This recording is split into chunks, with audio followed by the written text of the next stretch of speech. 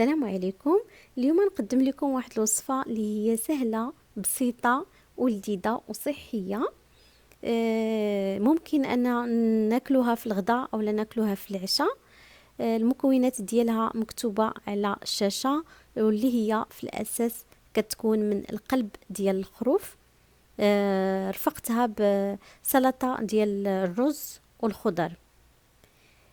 بالنسبة لطريقة تحضير القلب، كنحتاجو قلب يعني تقريبا نصف كيلو او 600 غرام. كنغسلوه، كنقطعوه مكعبات، كنعملوا له شويه ديال زيت الزيتون وشويه ديال الملحه وشويه ديال الابزار وشويه ديال الكمون، وكنعملوا له قزبر يابس او لا خضر مفروم. كنعملوا نصف حامضه مقطعه مكعبات صغيره.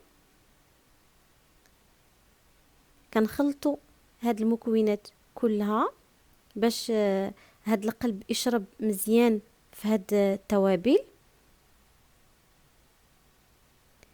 كنضيف بصله مقطعه حتى هي مكعبات كبيره، لانه غنستعملها في الشوا، منقطعهاش صغيره. نخلط مره اخرى ونخليه كيرتاح. بعد ما كيرتاح واحد شويه كنعملوه في الاسياخ. كناخدو قطيب، كنعملو قطعه من القلب وقطعه من الحامض وقطعه من القلب وقطعه من البصل حتى كنكملو الكميه اللي عندنا. كنخليوه كيرتاح وكندوزو لتحضير ديال السلطه.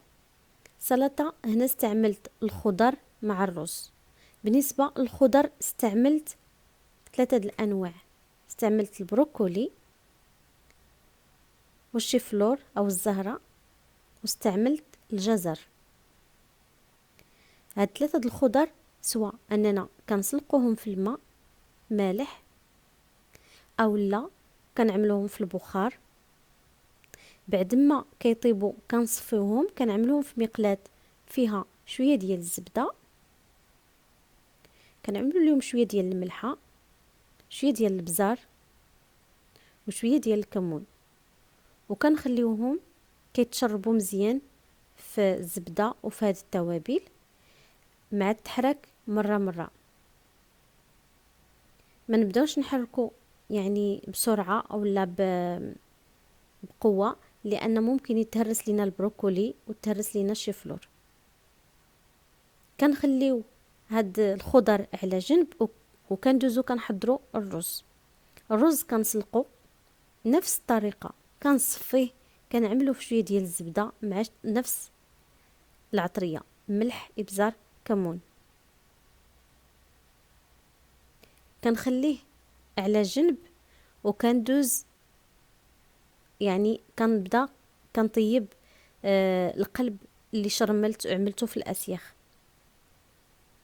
كنعمل جريل كهربائيه، كنحط الاسياخ ديالي، كنبدا نطيبهم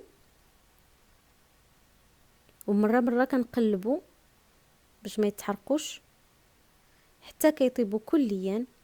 كنقدموا الطبق ديال القلب مرفق بسلطه ديال الرز وديال الخضر.